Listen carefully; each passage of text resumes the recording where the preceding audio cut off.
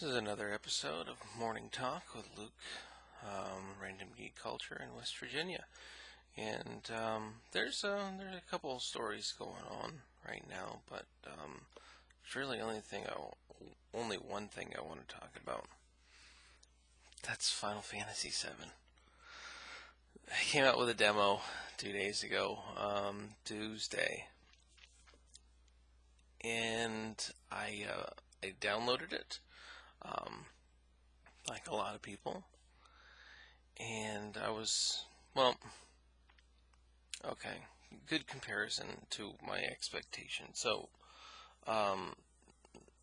for those of you that may or may not know, Final Fantasy VII is my favorite game of all time. I've loved it ever since I got my PlayStation. And I have played and beat it at least, and this is not an overestimation, at least 15 times. I love that game. And another game from an earlier time period, a little older, not too much older, but about three years older, was XCom. XCom came out in 1994. And Final Fantasy VII came out in 1997, and I think that's right, maybe 98. Either way, and when they did a remake for that, I wanted that game to be updated, but also have the original charm. This is the XCOM remake. You have the original charm. And not to update in such a way that it invalidates the original version. And they did it. They did it very well. The way that the producer had described it was he was reducing the amount of headspace needed to play that game, simplifying a few things, and then expanding on some others that next generation can really take advantage of. And they did that. They got rid of the time units system, where you had like 60 time units to do every action, like reload your gun, or to take a step, or duck behind a log or something like that. And they really made it so that you have time to do two big things within your turn. So you can run a good distance, run a couple yards, or run really far. But if you run really far, you can't take a shot.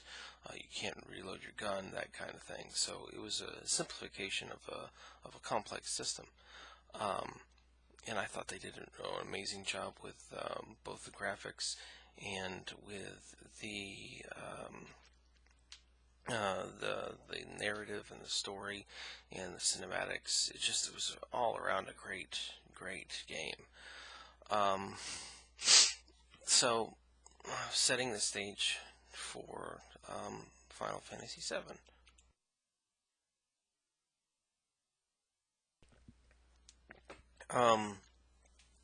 So I was not going to play the demo. I was going to just wait until the full release was coming out. But then I came to the realization that, well, even though that is just a demo and just a piece of the game, the full release is just a piece of the game. It's only the first episode. It's only the first third of the game. I guess you could look at it like that. It's like you could probably speed run the original through there in maybe 5 hours. But the usual playtime is about 15 to 20.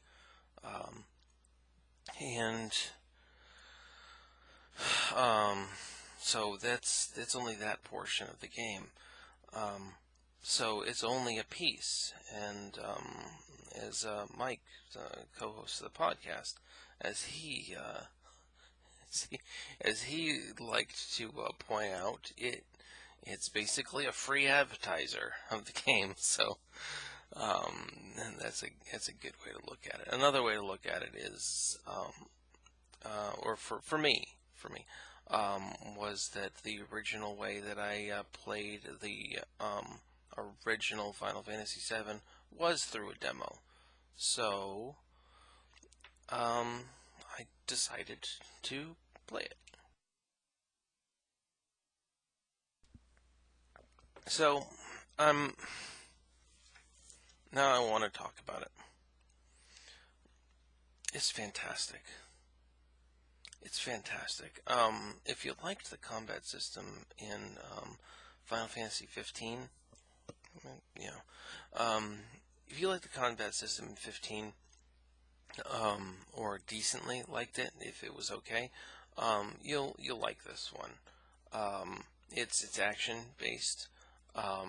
In fact, actually, it reminds me a little bit like Secret of Mana, or even what's the other one? Chrono Trigger. It's not turn based. It is action based, and you see your enemies on the field, and you know what you're up against. But there, it's an action game. It's not a turn based, so it's hard to explain. Um, like if you want to slash your sword, you're furiously hitting that square button to slash your sword. So I mean it for the next generation turn-based. Okay, game development early off, it was easier to do turn-based than it was necessarily like action, especially with a game in depth like Final Fantasy VII. With a lot of big games like that, action games like shooters and stuff like that. That's a little different, programming wise. But the complexity that Final Fantasy VII was putting forward, turn-based, was just easier, from a programming standpoint. But now we are so far advanced, that um, there's a lot more that they can do. And the big point that I'm trying to put across is, if you want to play Final Fantasy VII in its original form, then play Final Fantasy VII in its original form. It's on like every platform. It's on the Switch. It's on the PlayStation 4. You can buy it on your PlayStation 4 if you don't want to play the remake. It's on like every mobile device. You can get it on the Kindle, and you can get it on the Apple and the iPad, and you can get it on your iPhone, and it's everywhere. And the remake, I very much enjoyed it. There was details that it made clear. There was some story changes that they made, which were not bad. It wasn't like a complete retcon. It was more like expounding on what some people might have been expecting or suspecting.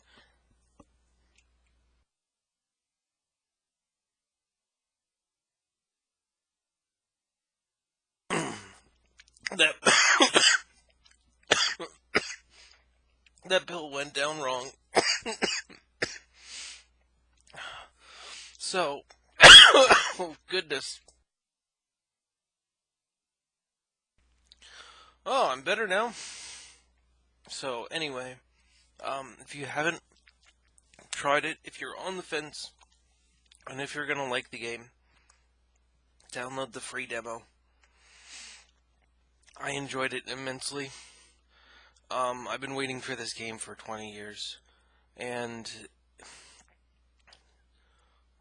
they just got so much right. And I'm just excited for the next. I'm excited for the official release. My hope is that for the other parts, that they for the other parts, I'm hoping that they do it in a DLC format, where they release the other parts. DLC maybe like 6 months, year down the road. I'm hoping sooner, obviously, but you know, it is what it is. I don't think they're even finished producing the entire thing, so we'll see what happens. But I am going to. I'm so happy right now. It's what I wanted. Um, and Good job, Square. That's all I have to say about this. All right. If you guys have any questions, you can leave me comments. The subscribe button's over here. It's going to show up in a minute. And there's more videos over here. These are my most popular ones, according to the algorithm. And please like and subscribe if you haven't already done that. And if you didn't like the video, dislike. I mean, let me know that you didn't like it. So, have a good morning.